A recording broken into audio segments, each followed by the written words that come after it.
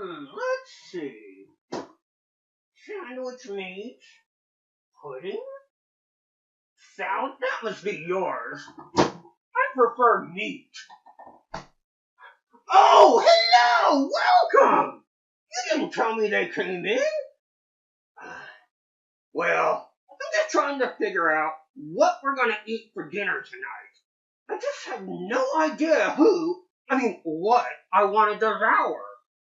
Do you have any ideas? What's that? A diner? I don't know. I don't really trust diners anymore.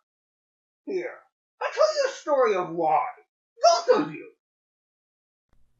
We see the same faces passing by every day, my faithful wife and I.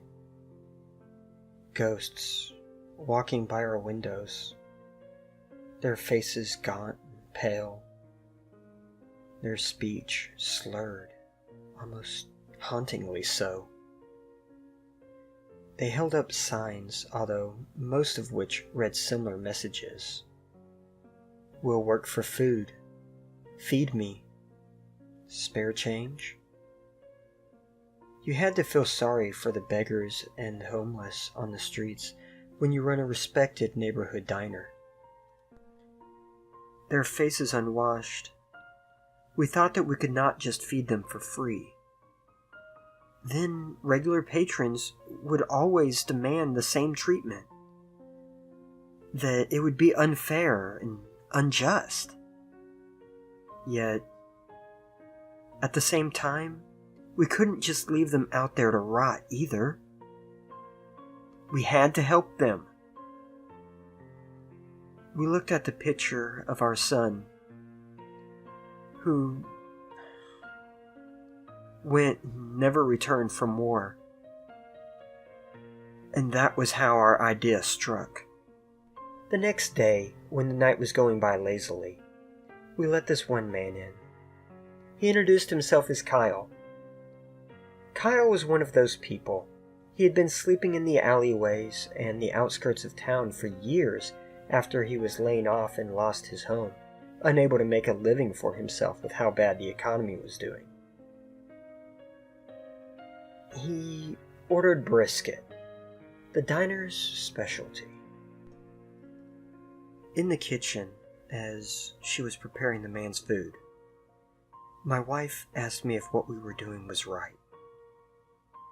If our method, if this was a way to truly guide them. After a long discussion, I assured her that our friend Kyle would be thankful for us helping him along his way. Kyle's eyes lit up as we brought out the plate, and he began to chow down quickly. He was a hungry one. We wondered when was the last time he ever had a good meal exactly.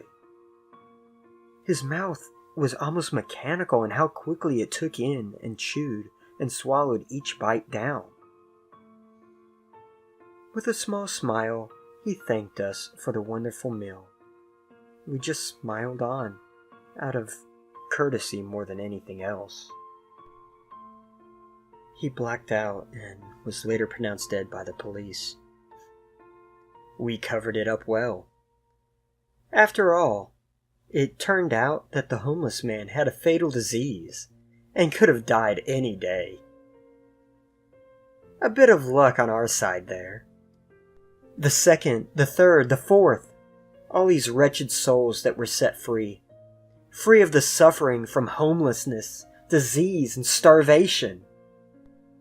Our efforts were put to rest after one certain customer came in. It still haunts us to this day. Not a moment goes by where we think about what we had done that one evening. He told us that his name was Jason as I held the door open for him. He was a very scruffy man, in a ragged and dirty clothing. It was an eyesore just staring at the poor son of a... for too long. He needed help, and we were the ones to set him on the path to a better place, a special and celestial kind of home up high. God was calling to him to take him home with wide open arms. I felt it in my bones, in my blood.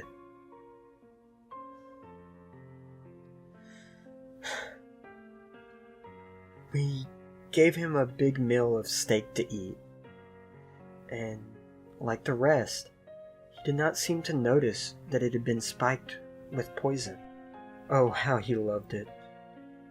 He told us how it reminded him of his mother's cooking when he was a child. We smiled in unison, waited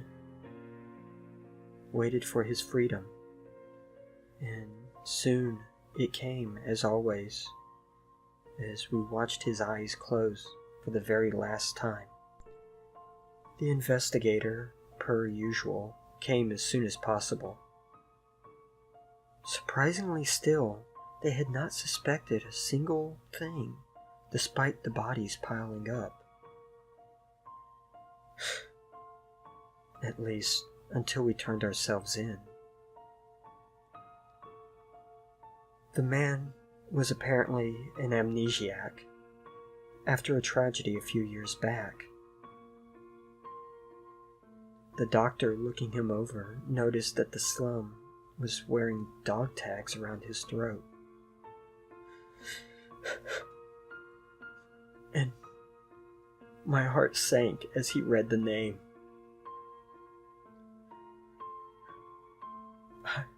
I was confused at first, but then it struck home. It turned out that our poor, dear son never did die in the war after all. Oh, you're back! Well, after that story, I do hope that you understand why I tend to avoid diners and establishments like that. I hope you enjoy your finger stew, dear. It smells magical! Well, I am one hungry puck, so I guess I ought to let you go for the night. Have a good night. Ta-ta.